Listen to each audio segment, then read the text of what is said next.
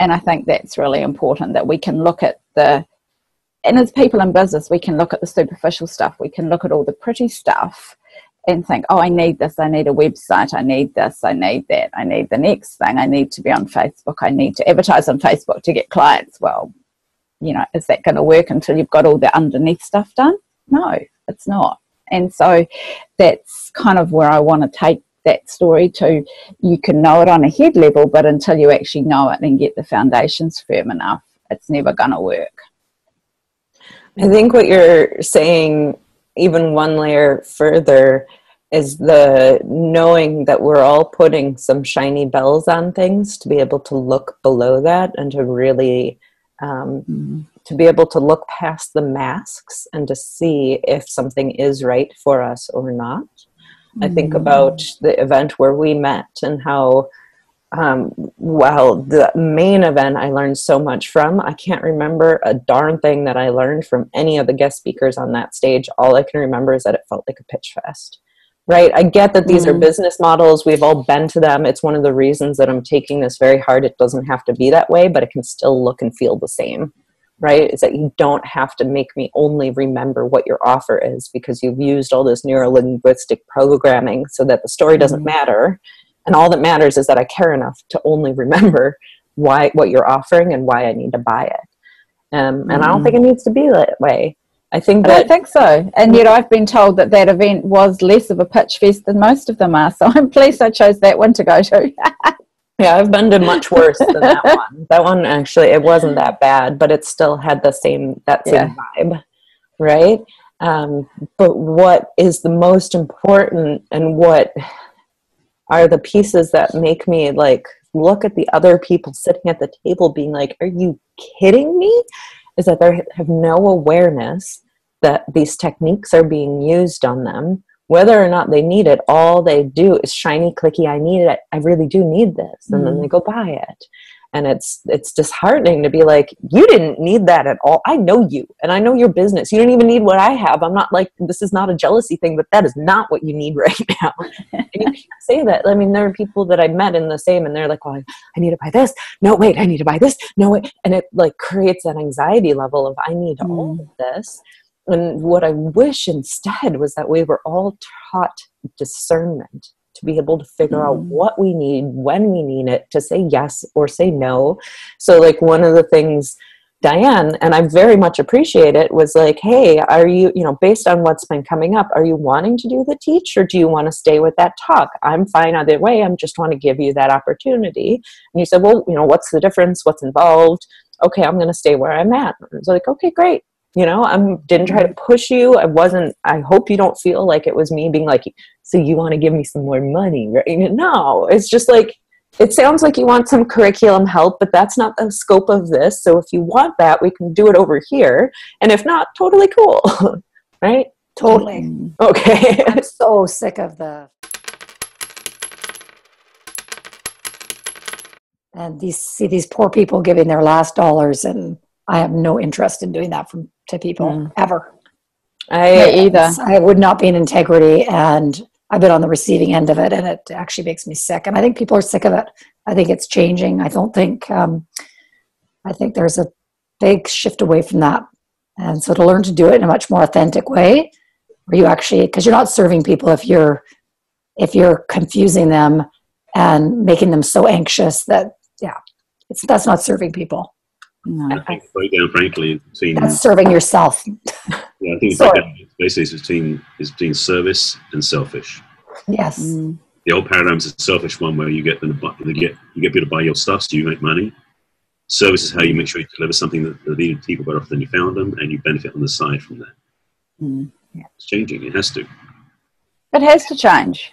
Too many people have put too much money into things and not gotten out from it what they expected to. Like in that event I met you at, Steph, I went with the intention of meeting a writing coach or a copywriter. I didn't really know what that looked like. I did that. And I went with the intention of finding a mastermind to be part of and a coach. And I found that. It ended up being the same package, but I got what I wanted in going there. part of me going, Barry, was wanting to meet people in person so I could avoid the bright, shiny objects that you do get. You know, it's easy online when you live in the middle of nowhere to think, oh, I really do need that, because then I'll get this, that, and the other that, you know, they got, or they're promising, and it doesn't work out. Yeah. Yeah, I mean, right now, people inviting me to Shanda Sumter's event. And it's like, okay, how many people are pitching me now? When I get that many people pitching me, I get my suspicions really grow strong. It's like, what's it there that makes it so much they want to get me to that event? They don't know me that well. I'm already working with Steph. I'm already at the progression of where I'm going. I'm already speaking at an event in September that some people met me, talked about, because they want my insight for their audience. No money involved, just simply service. That speaks to me, because it's about what can we do to change people's lives, not what can I get out of you by having you do my program. It's like, no. So I have, Margarita, go ahead. Yeah. So when we talked, when I began your journey with you, you didn't pitch anything. You didn't that big, because Sophia Olsher said to me, go there and she can help you. But it's like I had to drag out the questions from you. Can you do this? I ask another question, and then I drag the answers out of you, and then you were like yeah, well, yeah. And I like that, because there is so much horrid marketing that you get sick of. So I just wanted to tell you that. Well, I echo that, right? Like, yeah, you truly care, and it comes through in everything that you do. Well, and it's the same for every single person here, is that it's where I was saying earlier, like, it is occasional that every single person on this call cares more than the person that they're supporting. It's actually one of my checks and balances to be like, all right, so what's the dynamic here and what needs to shift? Because, while we all need someone believing in us, we have to believe in ourselves more. One of my clients, Michelle B., we have an appointment later this evening, but what she was saying to me was like, I've never felt like pushed.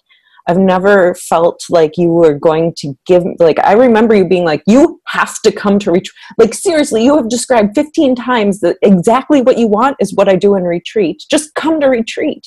And she said, even through that, and no matter how hard you were with me, I never felt like you were trying to do it to get money. It was truly my best interest at heart. And that's one of those common grounds that we all have. What Deborah Harlow says to me is, bam, mic drop is pretty much what we're all doing right here, right? So so it's what I've been, and it's closing thoughts so we can take it into these next weeks or so. But what we're coming up here is one of the biggest struggles that I'm finding in talking about the storytelling conference, Stories That Sell, what this is going to be like, is that re-education piece. Because there's so many speakers, there's the automatic assumption that everyone's going to be making pitches and it's just going to be a fest. And the re-education around that has been one of the hardest things, because it's already in their thought process. Multiple speakers equals multiple pitches. So they're expecting that the more speakers you have, the more times they'll be sold to. And it's exactly, and I've been only talking about this behind private doors. I've not talked about it publicly, but this is what I do. And this is the change that I'm so done with Pitch Fest, with hard marketing, with brainwashing, with, yes, NLP has its place. And there are times that it's really, just please listen and hear what I'm saying, right? There are times that those phrases are really crucial and beneficial.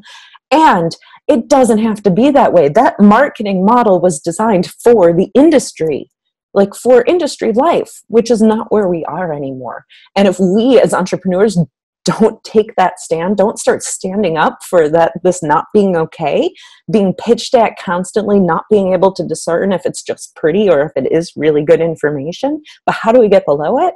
And how do we do this as a non-constant pitch and re-educate others to expect, you can come to me, I'm just going to have a conversation. Well, where are you at? What's going on? What are the needs that you want? All right, well, this is what I'm hearing. Here are some of the things that I offer that could support that. Does this, or maybe you can go talk to that person. It's not even just about me. So how do you take this and re-educate others to know that this is what you're delivering? Right? And it's a really hard process. But if, as everyone who's been going through this, even in Writing That Converts, we are sharing truly and very clearly what we're about, and pushing it into all of our stories, our offers, our everything. It's all these stories, weaving it in. But, you still tell them what the program's going to look like. But all of that and the work that you've been doing is writing your sites in a way that is not hard marketing, is not a pitch fest. So when I read your site, I feel you. I can get a sense of what it's like to work with you. And yet it's still totally unexpected for what most sites deliver and what most talks deliver. And so how do you break that preconceived notion? And what preconceived notion are you personally trying to break and switch and change in this world?